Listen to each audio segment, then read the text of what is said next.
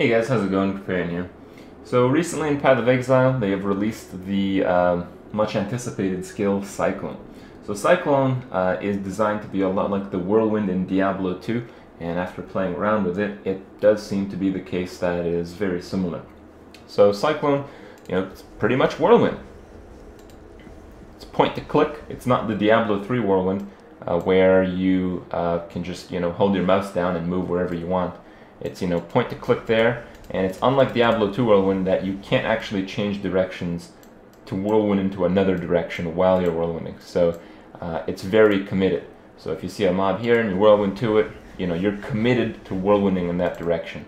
And there's a few issues with this that make the skill not so good. So when it comes to the bright side, the damage can be really good. Just going to kill a few slightly lower level mobs here, but you should get pretty much the idea. The damage is pretty good. I mean, that's a lightning resistant mob, and my build is just pretty much pure lightning, so pretty good. It's a 42 area, I'm level 53. My gear is quite nice. I'm using Wake of Destruction because, as you'll see in a second, movement speed has a very interesting effect. Just pure elemental stuff, just random leveling gear. I'm using Cyclone with Weapon Elemental, Elemental Proliferation, Faster Attacks, Life Leech. I also have the Resolute Technique passive along with Static Blows. And what I'm trying to do is capitalize on high attack speed because the way Cyclone works is it has a 35% damage effectiveness, but it hits twice per revolution. So it's actually a 70% damage effectiveness. The thing is, when I see an ability like this that doesn't have diminishing effects from elemental damage, I see that the skill gains a huge amount of attack speed as it levels, and coupled with the fact that you attack twice of your base, you're attacking a crazy number of times, and I feel the best way to scale such an ability is through additive modifiers combined with attack speed rather than physical. So it's some people are disappointed at this, but I don't think physical is really the way to go with Cyclone. It is another elemental based attack. The other interesting part is that it is an AoE, but it is an AoE that uses the weapon range. So if you have a one-hander, I believe the weapon range is 5. If you have a two-hander, I think it's 6. I might be wrong on that one, but generally that's the ballpark. These are arbitrary values. I don't even know what they mean, but what we can tell is that a two-hander will have a higher range than a one-hander when using Cyclone. So you can also modify this using area. I do have some area in my build. I have the Amplify passive, but my impression of the skill is that the area is very, very small, and if you use percentage modifiers on it, it won't really get very far. It's still very, very short. The one talent that I feel is actually almost necessary with Cyclone, which noticeably increased the range when I was using it, is Master of the Arena, +2 to melee and melee weapon and unarmed range. So this one is an additive bonus, and I think it's prior to the percentage calculations afterwards. So I think if you get this and then perhaps get all the area talents, maybe even with a two-hander, you might start to do some nice AoE damage. But as it stands, from my opinion, it seems like the skill is a very small range, and that's why I'm not using Concentrated Effect. And that's why I'm using Elemental Proliferation. I feel like Concentrated Effect does increase the damage by a lot, but because it decreases the range, when you pass through a target, it will actually hit it fewer times. It's a hard thing to quantify at this point because not too sure how the range impacts it. It seems like it doesn't very well. So, I'm just kind of trying it out with Elemental Proliferation just because it's a little bit cooler, and I feel it'll be, about as effective. So one thing to note is that Cyclone, among its different bonuses, costs a crap load of mana, and that's why this is actually a blood magic character. I think in the end I could perhaps use a blood magic gem or work around like Eldritch Battery or something, because the cost is only taken once. So even if I do a long whirlwind, the mana per second is really slow. Like it's not that much, but the initial cost is very high, and I think in some situations you'd want to use it repeatedly. So it's a really hard ability to gauge the resource of. Typically when you make a build, you want to balance your resource around spamming one ability again and again. But with Cyclone, because of the commitment factor to the motion, it's very difficult to really understand the true mana cost of this ability in more difficult situations. So that's kind of how it is with the Cyclone skill itself.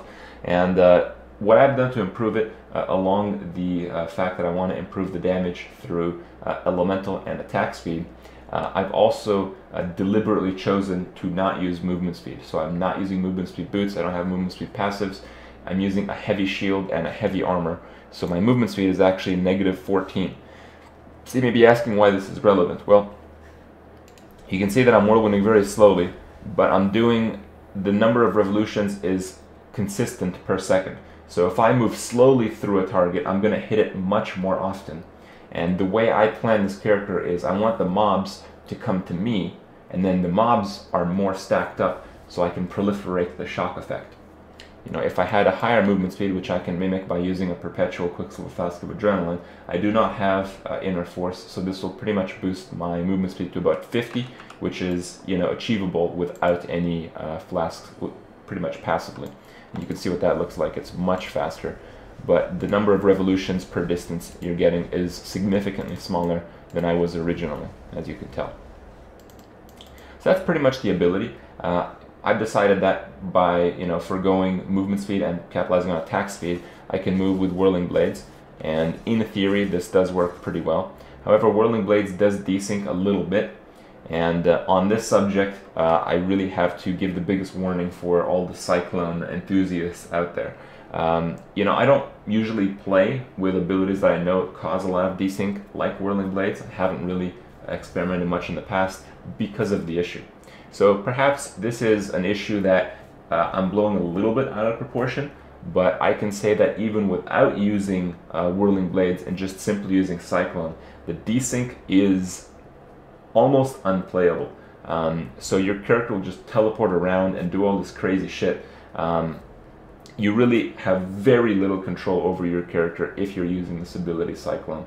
And you know, the only way I see this working is if you have an extremely tanky character. You know, if you're gonna do Cyclone, use it with a one hand with a shield, stack up the armor, get as much defense as possible so you can survive your desyncs. I'm hoping it's something that they plan to improve, but pretty much what we think is going on is there's some kind of weird interaction with this ability passing through targets, kind of like Whirling Blades has in the past, where it maybe checks a calculation twice and decides to correct the error after a certain amount of time.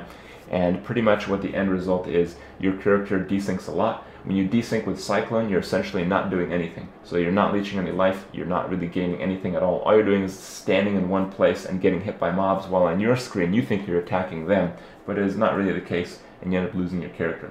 With as much gear as I have on my character and with as much experience I have with the game, I actually had to log out a couple of times last night when playing this character through Cruel because of desync.